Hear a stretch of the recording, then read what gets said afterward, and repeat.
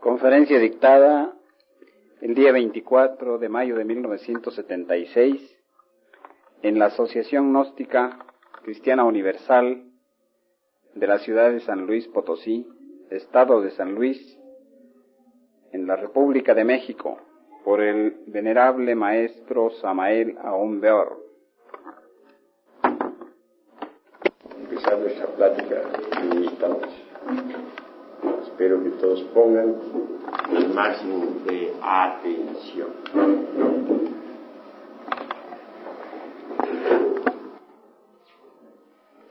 Voy a hablar hoy sobre los misterios de la vida y de la muerte. Ese es el objetivo claro de esta plática. Vamos a hacer una plena diferenciación entre lo que es la ley del eterno retorno de todas las cosas, la ley de la transmigración de las almas, la ley de la reencarnación, etc. Ha llegado el momento en desglosar ampliamente todas estas cosas a fin de que los estudiantes se mantengan bien informados. Es obvio, lo primero que uno necesita saber en la vida es de dónde viene, para dónde va, cuál es el objeto de la existencia, para qué existimos, por qué existimos, etcétera, etcétera, etcétera. Incuestionablemente, si queremos nosotros saber algo sobre el destino que nos aguarda y sobre lo que es la vida en sí, se hace indispensable, primero que todo, saber qué es lo que somos. Eso es urgente, inaplazable, impostergable.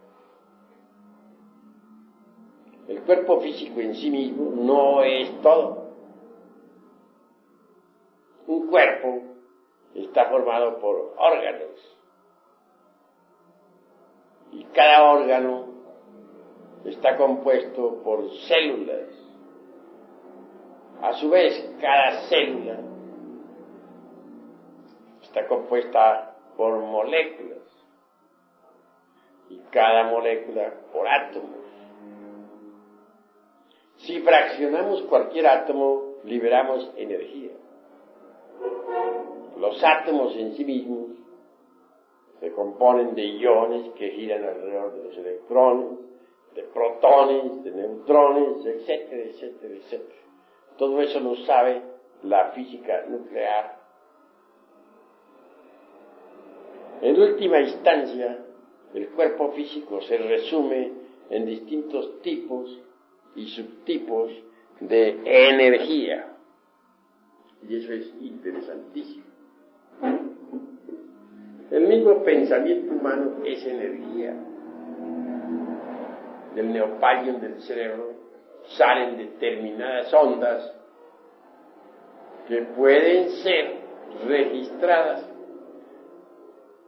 sabiamente. Ya sabemos que los científicos miden las ondas mentales con aparatos muy finos y se les cataloga en forma de microvoltios.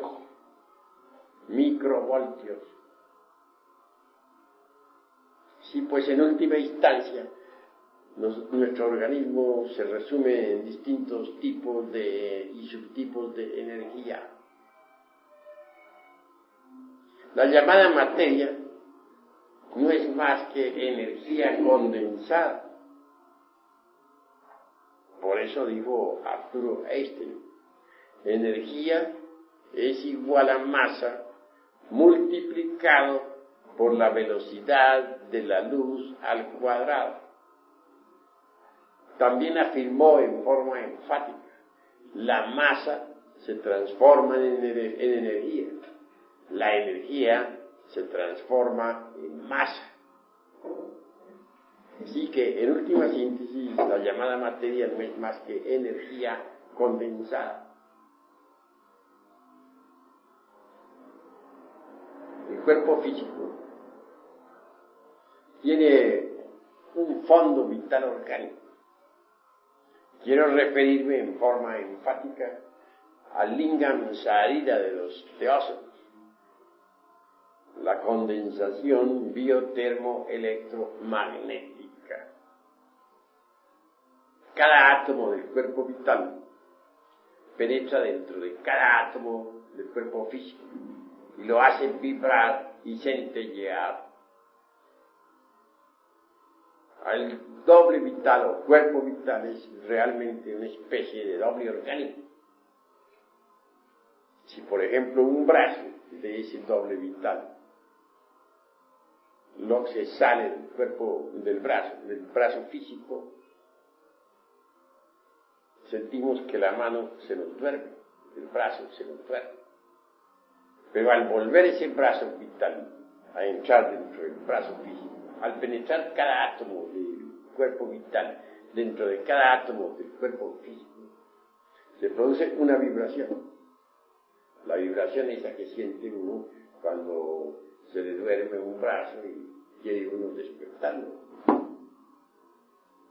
Una especie de hormigueo, por decirlo así.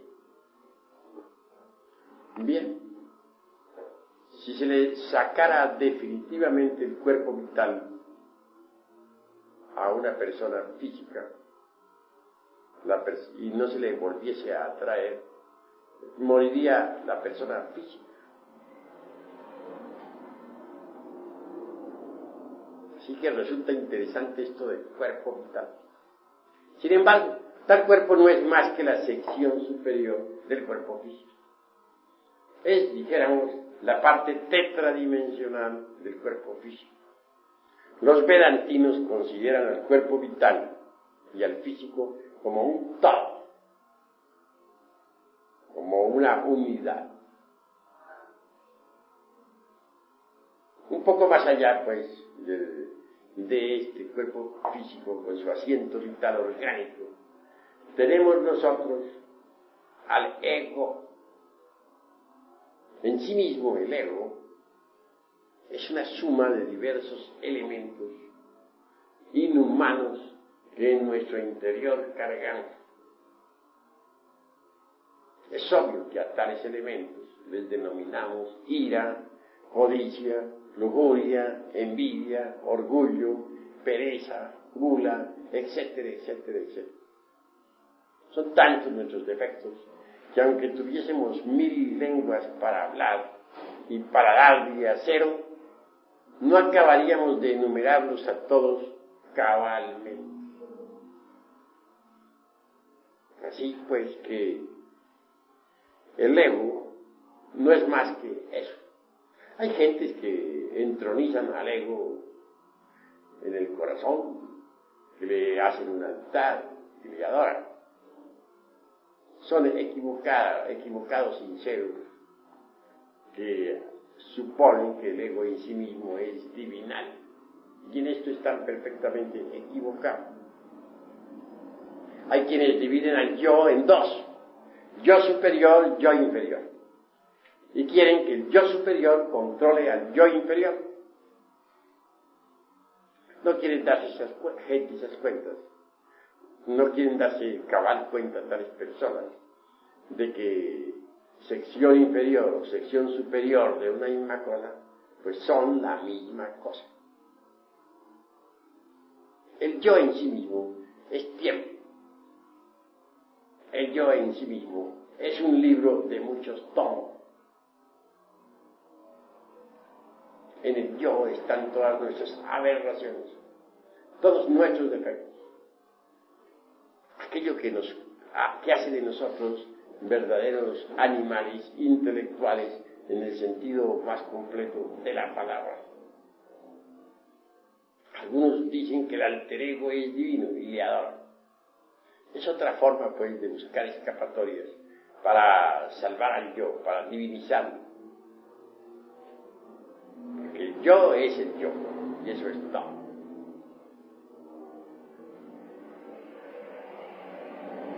La muerte en sí misma realmente es una resta de quebrados.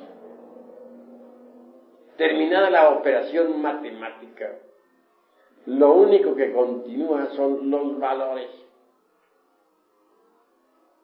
Estos valores son positivos y negativos también. Los hay buenos y malos. La eternidad se los traga, los devora. En la luz astral los valores se atraen y repelen de acuerdo con las leyes de la imantación universal. Los valores son los mismos elementos inhumanos que constituyen el ego. Estos elementos a veces chocan entre sí o simplemente se atraen o repelen. La muerte es el regreso al punto original de partida. Un hombre es lo que es su vida. Si un hombre no trabaja su propia vida, si no trata de modificarla, obviamente está perdiendo el tiempo miserablemente. Porque un hombre no es más que eso, lo que es su vida. Nosotros debemos trabajar nuestra propia vida para hacer de ella una obra maestra.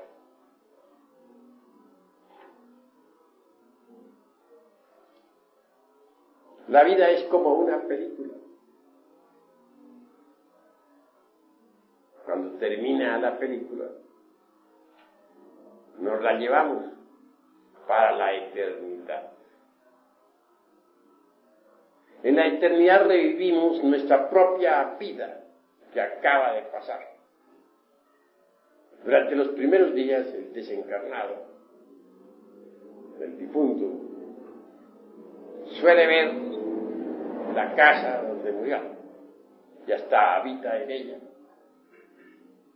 Si murió, por ejemplo, de 80 años de edad, seguirá viendo a sus nietos, sentándose a la mesa, etc. Es decir, el ego estará perfectamente convencido de que todavía está vivo. Y no hay nada en la vida que logre convencerlo de lo contrario.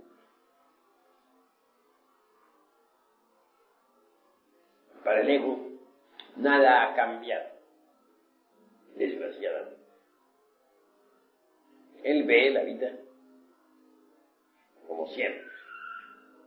Sentado, por ejemplo, ante la mesa del comedor, pedirá sus alimentos acostumbrados. Obviamente, no lo verán sus dolientes, pero el subconsciente sí, de sus familiares, responderá. Ese subconsciente pondrá en la mesa los indicados alimentos. Es obvio que no va a poner alimentos físicos, porque eso sería imposible, pero sí pone formas mentales muy similares a las de los alimentos que el difunto acostumbraba a consumir. Puede ver un velorio, el desencarnado. Jamás supondría que ese velorio tenga algo que ver con él. Más bien piensa que tal velorio corresponde a alguien que murió, a otra persona, mas nunca creería que correspondería a él. Él se siente tan vivo que ni remotamente sospecha su defunción. Sale a la calle, verá las calles tan absolutamente iguales que nada podría hacerle pensar que ha sucedido algo. Si va a una iglesia, verá allí el cura diciendo misa, asistirá al rito y muy tranquilo saldrá de la iglesia perfectamente convencido de que está vivo. Nada podría hacerle pensar que ha muerto. Aún más, si alguien le hiciese tamaña afirmación, Él sonreiría, excepto incrédulo. No aceptaría la afirmación que se le hiciese. Tiene que revivir en el mundo astral, el difunto, toda la existencia que acaba de pasar. Pero la revive en una forma tan natural y a través del tiempo, que el difunto, identificado con la misma, de verdad saborea cada una de las edades de la vida que terminó. Si era de 80 años, por ejemplo, por un tiempo estará acariciando a sus nietos, sentándose a la mesa, acostándose en su consabida cama, etc. Pero a medida que va pasando el tiempo, él va adaptándose a otras circunstancias de su propia existencia. Pronto se sentirá viviendo la edad de los 79 años, o de los 77, o de los 60, etc. Y si vivió en otras casas, si vivió en otra casa a la edad de 60 años, pues se verá viviendo en aquella otra casa. Y dirá lo mismo que dijo. Y hasta su aspecto psicológico asumirá el aspecto que tenía cuando era de 60 años. Y si vivió a la edad de 50 años en otra ciudad, pues a esa edad se verá en esa edad, reviviendo en esa otra casa. Y así sucesivamente, a tiempo que su aspecto psicológico, su fisonomía va transformando, de acuerdo con la edad que tenga que revivir. A la edad de 20 años, por ejemplo, tendrá exactamente la fisonomía que tuvo cuando era de 20 años. Y a la edad de 10 años se verá hecho un niño. Y cuando llegue el instante, pues, en que haya terminado de revisar su existencia pasada, su vida toda habrá quedado reducida a sumas y restos y operaciones matemáticas. Esto es muy útil para la conciencia. En estas condiciones, el difunto tendrá prácticamente que presentarse, pues, ante los tribunales de la justicia objetiva o de la justicia celestial. Tales tribunales son perfectamente distintos a los de la justicia subjetiva o terrenal. En los tribunales de la justicia objetiva solo reina de verdad la ley y la misericordia, porque es obvio que al lado de la justicia siempre está la misericordia. 3 caminos se abren ante el difunto. La primera, unas vacaciones en los mundos superiores.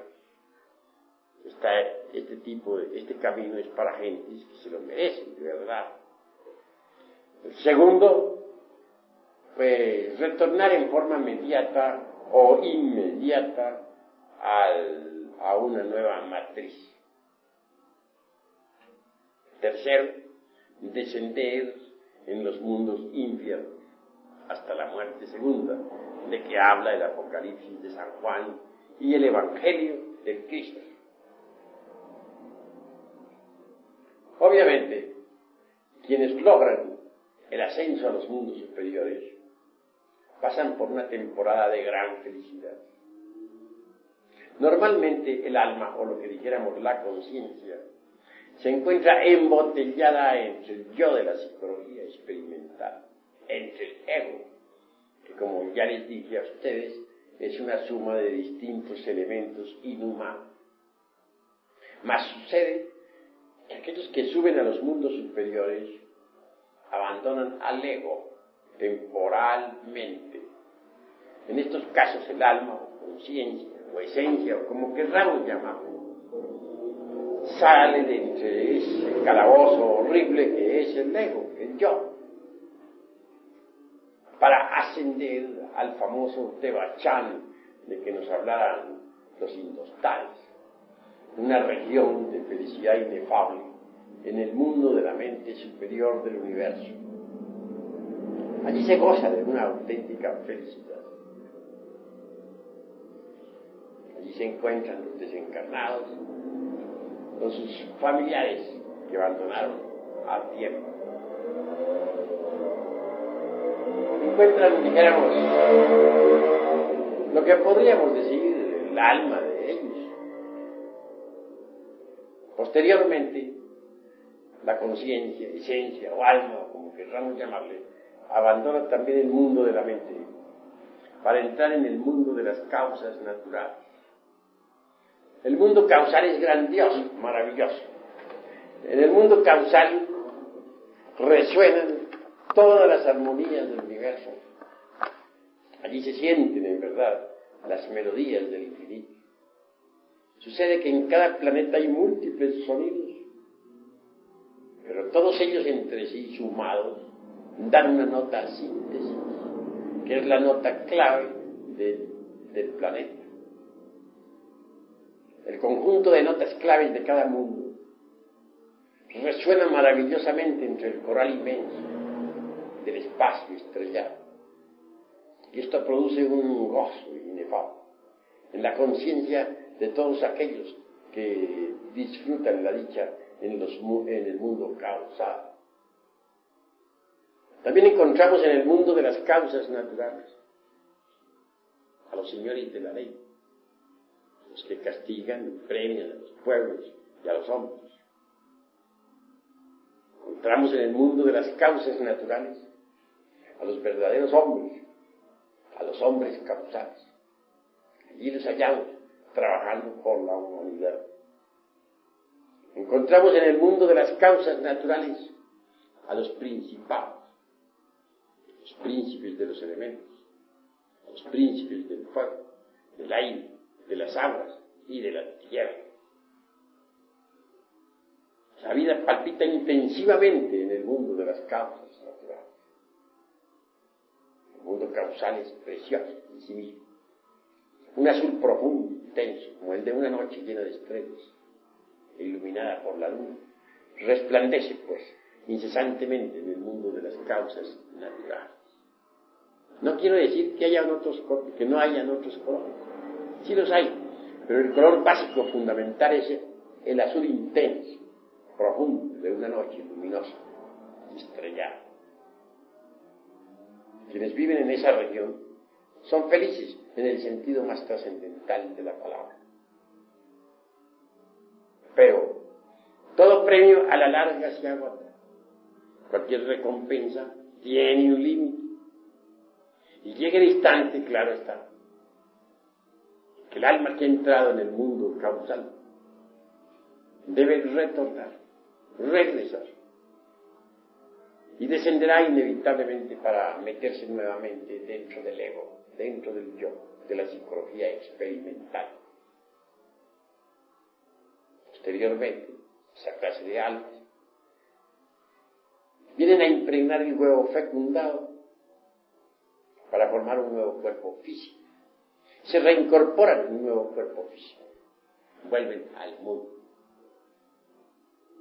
Otro es el camino que aguarda a los que descienden a los mundos infiernos. Se trata de gentes que ya cumplieron su tiempo, su ciclo de manifestación, o que fueron demasiado perversos. Tales gentes involucionan indubitablemente dentro de las entrañas de la tierra. El Dante Alighieri nos habla en su Divina Comedia de los 9 círculos dantescos. Y él ve esos 9 círculos dentro del interior de la tierra. Nuestros antepasados de Anáhuac, en la gran Tenochtitlán, hablan claramente del Mixtlán. Es la región infernal que ellos también ubican en el interior mismo de nuestro globo terrestre. A diferencia, pues, de algunas otras sectas o religiones, para nuestros antepasados de Anáhuac, como hemos visto en sus códices, el paso por el Mixtlán es obligatorio y lo consideran sencillamente como un mundo de probación, donde las almas son probadas. Y si logran pasar por los 9 círculos, incuestionablemente ingresarán al Edén, o sea, al paraíso terrenal.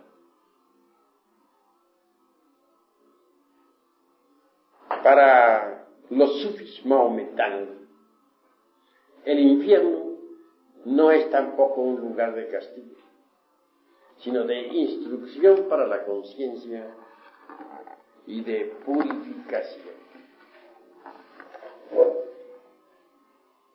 Para el cristianismo, en todos los rincones del mundo, el infierno es un lugar de castigo y de penas eternas. Sin embargo, el círculo secreto del cristianismo, la parte oculta de la religión cristiana, es diferente. En la parte oculta de cualquier movimiento cristiano, en la parte íntima o secreta, se encuentra la gnosis. El gnosticismo universal ve el infierno no como un lugar de penas eternas y sin fin, sino como un lugar de expiación, de purificación y de ilustración, a su vez, para la conciencia.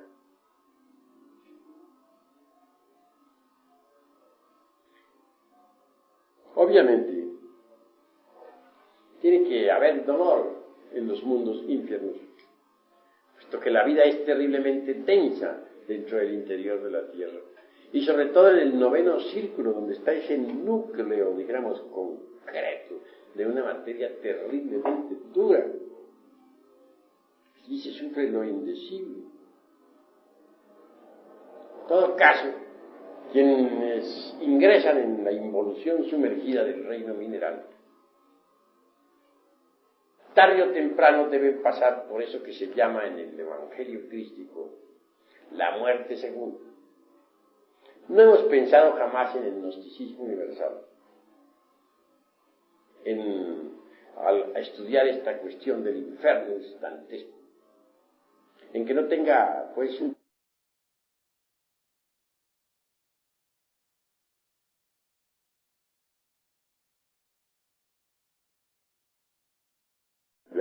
nuevas, no se consigue la autorrealización íntima del ser. Prosigue la rueda de la vida girando, y entonces se desciende nuevamente entre las entrañas del reino mineral, con el propósito de eliminar la esencia de entre los elementos indeseables que en una o en otra forma se adhirieron a la psiquis. Y se repite el mismo proceso. Conclusión, la rueda gira 3000 veces. Si en 3000 ciclos de 108 vidas cada una, cada ciclo, no se autorrealizan las esencias, toda puerta se cierra y la esencia misma, convertida simplemente en un elemental inocente, se sumerge entre el seno de la gran realidad, es decir, entre el gran alaya del universo, entre el espíritu universal de vida, o para Brahman, como le denominan los intostados, la gran realidad. Esta es la vida, pues, de los que descienden al interior de la tierra, después de la muerte. Vemos, pues, que después de la desencarnación, unos suben a los mundos superiores para unas vacaciones, otros descienden entre las entrañas de la tierra, hay otros que retornan en forma inmediata o inmediata, se reincorporan, vuelven para repetir de inmediato también su existencia aquí en este mundo. Mientras uno tenga que retornar o regresar, pues tiene que repetir su propia vida. Ya vimos que la muerte es el regreso al punto de partida original. Ya les expliqué también que después de la muerte, en la eternidad, en la luz astral, dijeron, Tenemos que revivir la vida que acaba de pasar. Ahora les diré que al volver, al retornar, al regresar, tenemos que repetir otra vez sobre el tapete de la vida, o sobre el tapete de la existencia, toda nuestra misma vida. Cuando se...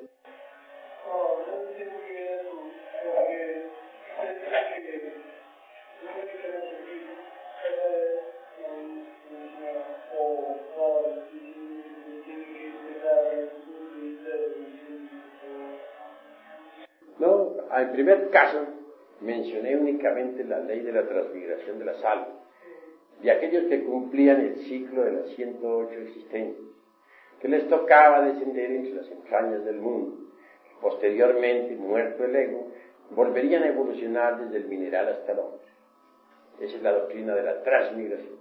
Ahora estoy hablando de la doctrina del eterno retorno de todas las cosas, junto con esa otra ley que se llama la doctrina de la recurrencia. Si uno, en vez de descender entre las entrañas del mundo, retorna en forma inmediata o inmediata aquí al mundo, es obvio que tendrá que repetir sobre el tapete de la existencia, sobre el tapete del mundo, su misma vida, la vida que finalizó.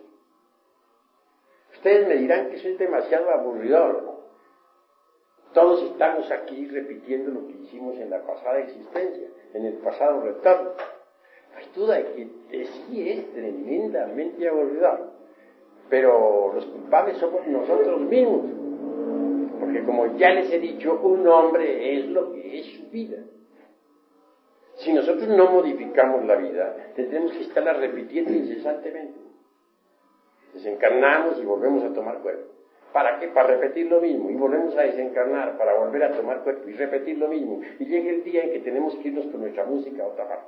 Tendremos que descender entre las entrañas del mundo hasta la muerte segura. Pero no puede evitar esta repetición. Tal repetición es lo que se conoce la ley del recurrencia. Todo vuelve a ocurrir tal como sucedió.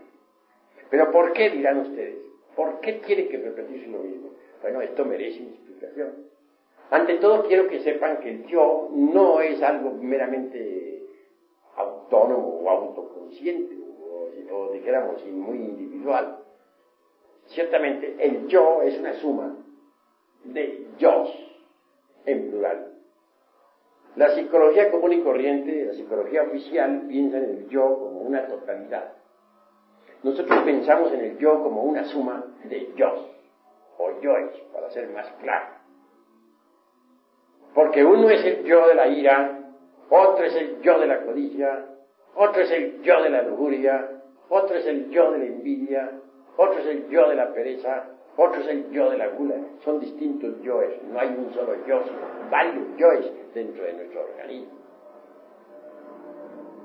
Es obvio que la pluralidad del yo sirve de fundamento pues a la doctrina de los muchos, tal como se enseña en el Tíbet oriental. En apoyo de la doctrina de los muchos está el gran Kabir Jesús. Dicen que él sacó del cuerpo de María Magdalena 7 demonios. No hay duda de que se trata de los 7 pecados capitales: ira, codicia, lujuria, envidia, orgullo, pereza, gula. Cada uno de esos 7 es cabeza de legión, que como ya les dije, aunque tuviéramos 1000 lenguas para hablar y para dar de acero, no alcanzaríamos a enumerar todos nuestros defectos cabalmente. Y cada defecto es un yo en sí mismo. Así tenemos muchos yoes defectos. Si calificamos de demonios a tales yoes defectos, pues no estamos equivocados. En el Evangelio crístico, al poseso se le pregunta al poseso por su nombre verdadero. Y contesta: soy Legión, mi verdadero nombre es Legión. Así cada uno de nosotros en el fondo es Legión. Y cada yo demonio de la Legión pues, quiere controlar el cerebro, quiere controlar los 7 centros principales de la máquina orgánica, quiere descollar, subir, trepar al tope de la escalera, hacerse sentir, etc. Cada yo demonio es como una persona dentro de nuestro cuerpo. Si decimos que dentro de nuestra personalidad viven muchas personas, no estamos equivocados. En verdad, así es. Así que la repetición mecánica de los diversos eventos de nuestra pasada existencia se debe ciertamente a la multiplicidad del yo. Vamos a situar casos concretos. Supongamos que en una pasada existencia, a la edad de 30 años, nos peleamos con otro sujeto en la cantina. Caso común de la vida. Obviamente, el yo defecto de la ira fue el personaje principal de la escena. Después de la muerte, ese yo defecto continúa en la eternidad. Y en la nueva existencia, ese yo defecto permanece en el fondo de nuestra subconsciencia, aguardando que llegue la edad de los 30 años para volver a una cantina. En su interior hay resentimiento y desea encontrarse al sujeto de aquel evento. A su vez, el otro sujeto, el que formó parte del evento, aquel trágico cantinero, también tiene su yo, el yo que quiere vengarse, que permanece en el fondo del subconsciente aguardando el instante de entrar en actividad. Conclusión, al llegar a la edad de los 30 años, el sujeto dice, bueno, yo tengo que encontrarme, o mejor dicho, el yo del sujeto, el yo ira, el yo que formó parte de aquel evento trágico metido en el subconsciente, dice, tengo que encontrarme con aquel. A su vez, aquel dice, yo tengo que encontrarme con ese. Y telepáticamente ambos se ponen de acuerdo. Y al fin se dan telepáticamente cita en alguna cantina. Se encuentran físicamente, personalmente, en su nueva existencia y repiten la escena tal como sucedió en la pasada existencia. Entonces, todo esto se ha hecho a espaldas de nuestro intelecto, por debajo de nuestro razonamiento. Sencillamente hemos sido arrastrados a una tragedia. Pero hemos sido llevados inconscientemente a repetir lo mismo. Ahora, tengamos el caso de que alguien, a la edad de los 30 años, en su pasada existencia, tuvo una aventura amorosa. Un hombre que tuvo una aventura con una dama. El yo de aquel de la aventura continúa vivo después de la aventura, y después de la muerte continúa vivo en la eternidad. Al regresar, al reincorporarnos en un nuevo organismo, aquel yo de la aventura sigue vivo, aguarda en el fondo del subconsciente, en los repliegues más bien inconscientes de la vida, de la psiquis, el momento de entrar en una nueva actividad. Y al llegar a la edad de la aventura pasada, es decir, a los 30 años, dice, bueno, este es mi momento. Ahora voy a salir a buscar la dama de mis ensueños. A su vez, el yo de la dama de sus ensueños, el de la aventura, dice lo mismo. Este es mi instante. Voy a buscar a aquel caballero. Y por debajo los dos yoes se las arreglan telepáticamente. Ambos se hacen la cita. Y arrastra cada uno a la personalidad. Todo eso a espaldas de nuestra inteligencia. A espaldas del ministerio de la intelectualidad. Viene el encuentro y se repite la aventura. Así que nosotros, en verdad, aunque parezca increíble, no hacemos nada.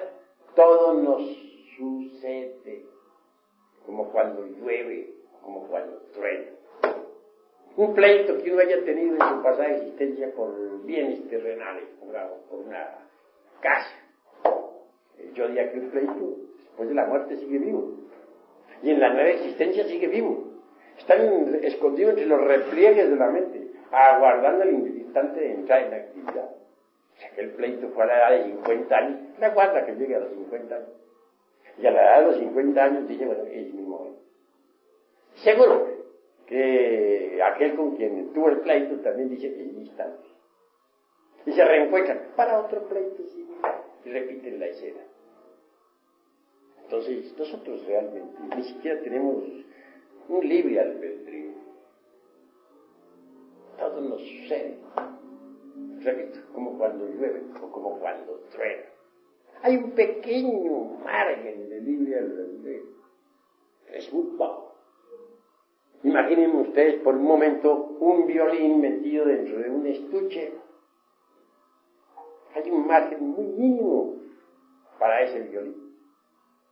Así también es nuestro libre albedrío, casi nulo. Que hay es un pequeño margen, imperceptible, que si lo sabemos aprovechar, puede suceder que entonces nos transformemos radicalmente y nos liberemos de la ley de recurrencia. Hay que saberlo aprovechar. ¿Cómo? Pues en la vida práctica tenemos nosotros que volvernos un poquito más autoobservadores. Cuando uno acepta que tiene una psicología propia, comienza a observarse a sí mismo. Y cuando alguien comienza a observarse a sí mismo, comienza también a volverse diferente a todo el mundo. Es en la calle, es en la casa, es en el trabajo, donde nuestros defectos, esos defectos que llevamos escondidos, afloran espontáneamente. Y si estamos alertas y vigilantes como el vigía en época de guerra, entonces los vemos. Defecto descubierto debe ser enjuiciado a través del análisis y de la reflexión y de la meditación íntima del ser, con el objeto de comprenderlo. Cuando uno comprende a tal o cual yo defecto, entonces está debidamente preparado para desintegrarlo atómicamente. ¿Es posible desintegrarlo? Sí, es posible. Pero necesitamos de un poder que sea superior a la mente, porque la mente por sí misma no puede alterar fundamentalmente ningún defecto psicológico. Puede rotularlo con distintos nombres, puede pasarlo de un nivel a otro del entendimiento, puede ocultarlo de sí misma o de los demás, puede justificarlo o condenarlo, etc. Pero jamás alterarlo radicalmente. Necesitamos de un poder que sea superior a la mente, un poder que pueda desintegrar cualquier yo defecto. Ese poder está latente en el fondo de nuestra psique. Solo es cuestión de conocerlo para aprenderlo a buscar.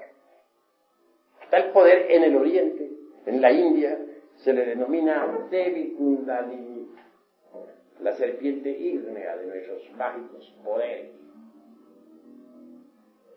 En la gran Tenochtitlán se le denominaba Tonantzin.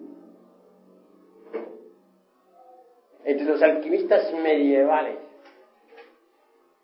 recibe el nombre de Stella Maris, la Virgen del Mar. Entre los hebreos, tal poder recibía el nombre de Adonía. Entre los cretenses se le conocía con el nombre de Cibeles. Entre los egipcios era Isis, Madre Divina, a quien ningún mortal ha levantado el velo. Entre los cristianos es María, Maya. Es decir, Dios Madre. Hemos pensado nosotros muchas veces en Dios como Padre. Bien vale la pena pensar en Dios como Madre, como amor, como misericordia. Dios Madre habita en el fondo de nuestra psique, es decir, está en el ser. Podría decirles que Dios Madre es una parte de nuestro propio ser, pero derivado. Distíngase entre el ser y el yo. El ser y el yo son incompatibles, son como el agua y el aceite, que no pueden mezclarse. El ser es el ser, y la razón de ser del ser es el mismo ser. El ser es lo que es, lo que siempre ha sido y lo que siempre será. Es la vida que palpita en cada átomo, como palpita en cada sol. Así pues, Dios Madre es una variante de nuestro propio ser. Es nuestro propio ser, pero derivado. Esto significaría que cada cual, o significa de hecho, que cada cual tiene su madre divina particular, individual. Kundalini, le dicen los indostanos. Estoy de acuerdo con ese término. Considero que nosotros podemos invocar a la Divina Madre Kundalini en meditación profunda, suplicándole entonces desintegre aquel yo defecto que hemos comprendido perfectamente a través de la meditación. La Divina Madre Kundalini procederá y lo desintegrará, lo reducirá a polvareda cosas. Al desintegrarse un defecto se libera esencia anímica. Pues dentro de cada yo defecto hay cierto porcentaje de esencia anímica embotellada. Pero si se desintegra un defecto, se libera esencia anímica. Y si se desintegra dos defectos, pues se desintegra más esencia anímica. Y si se desintegran todos los defectos psicológicos que cargamos en nuestro interior, entonces liberamos totalmente la conciencia. Una conciencia liberada es una conciencia que despierta, es una conciencia despierta. Es una conciencia que podrá ver, oír, tocar y palpar los grandes misterios de la vida y de la muerte. Es una conciencia que podrá experimentar por sí misma y en forma directa eso que es lo real, eso que es la verdad, eso que está más allá del cuerpo, de los afectos y de la mente. Cuando a Jesús el gran Pilatos le preguntara ¿cuál es la verdad? ¿Qué es la verdad? Guardó silencio. Y cuando al Buda Gautama Sakyamuni, el príncipe Siddhartha, le hicieran la misma pregunta, dio la espalda y se retiró. La verdad es lo desconocido de momento en momento, de instante en instante. Solo con la muerte del ego adviene a nosotros eso que es la verdad. La verdad hay que experimentarla como cuando uno mete el dedo en la lumbre y se quema. Una teoría, por muy bella que sea, con respecto a la verdad, no es la verdad. Una teoría, una opinión, por muy venerable o respetable que sea, con relación a la verdad, tampoco es la verdad. Cualquier idea que tengamos con respecto a la verdad no es la verdad, aunque la idea sea muy luminosa. Cualquier tesis que nosotros podamos plantar sobre la verdad tampoco es la verdad. La verdad hay que experimentarla, repito. El intelecto, por muy brillante que sea, por muy hermosas teorías que posea, no es la verdad. Como dijera Goethe, la verdad solamente puede ser experimentada en ausencia del yo psicológico. Sin haber disuelto el yo, no es posible la experiencia de lo real.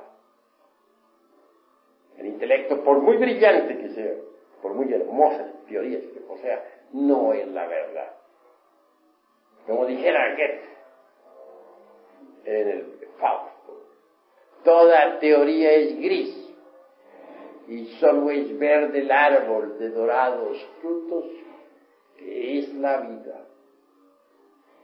Así que nosotros necesitamos desintegrar el ego de la psicología para liberar la conciencia. Solo así podremos llegar a experimentar la verdad. Jesús el Cristo dijo, conoced la verdad y ella os hará libres. Nosotros necesitamos experimentarla directamente. Cuando alguien consigue de verdad destruir el ego, se libera de la ley de recurrencia,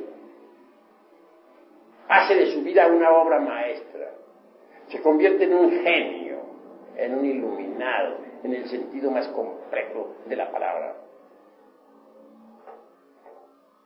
Cuando alguien libera su conciencia, obviamente conoce la verdad. Hay que liberarla. Y no es posible liberarla si no se disuelve el yo de la psicología. Quienes alaban al yo son ególatras por naturaleza y por instinto. Al yo lo alaban los mitómanos, porque son mitómanos. Al yo lo alaban los paranoicos, etc., porque son paranoicos. Los ególatras, porque son ególatras. La vida sobre la faz de la tierra sería distinta si nosotros disolviéramos el ego, el yo. Entonces la conciencia de cada uno de nosotros despierta e iluminada irradiaría amor y habría paz sobre la faz de la tierra. La paz no es cuestión de propagandas, ni de apaciguamientos, ni de ejércitos, ni de propaganda, ni de OEA, ni de ONU, ni de nada por el estilo. La paz es una sustancia que emana del ser, que viene de entre las entrañas mismas de la absoluta. No puede haber paz sobre la faz del mundo.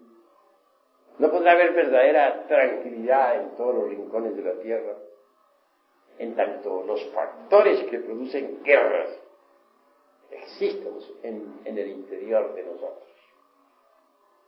Es claro que mientras dentro de cada uno de nosotros haya discordia, en el mundo habrá discordia. La masa no es más que una extensión del individuo. Lo que es el individuo es la masa, y lo que es la masa es el gobierno, y es el mundo. Si el individuo se transforma, si el individuo elimina de sí mismo los elementos del odio, del egoísmo, de la violencia, de la discordia, etc., si consigue, es decir, destruir el ego para que su conciencia quede libre, solo habrá en él eso que se llama amor.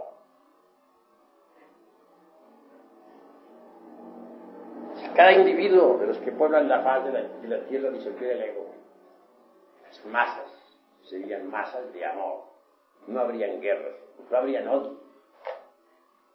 Pero no podrá en verdad haber paz en el mundo mientras existe el ego. Algunos afirman que desde el año 2001 o 2007 y en adelante vendrá la era de la fraternidad, del amor y de la paz. Pero yo, pensando aquí en voz alta, me pregunto a mí mismo, hasta le pregunto a ustedes, ¿de dónde vamos a sacar esa era de fraternidad y de amor y de paz entre los hombres, de buena voluntad? ¿Creen ustedes acaso que el ego de la psicología, con sus odios, con sus rencores, con sus envidias, con sus ambiciones, con su lujuria, etcétera, puede crear una edad de amor, de felicidad, etcétera, etcétera? ¿Podría acaso darse ese asunto? Obviamente que no. Que reine de verdad la paz en el mundo, pues tenemos que morir en sí mismos. Tiene que destruirse en nosotros lo que tenemos de inhumano. El odio que cargamos, las envidias, los celos espantosos, esa ira que nos hace tan abominables, esa fornicación que nos hace tan bestiales, etc. Pero en tanto continúen existiendo tales factores dentro de nuestra psique, el mundo no podrá ser diferente. Antes bien se volverá peor, porque a través del tiempo el ego seguirá volviendo cada vez más poderoso, más fuerte.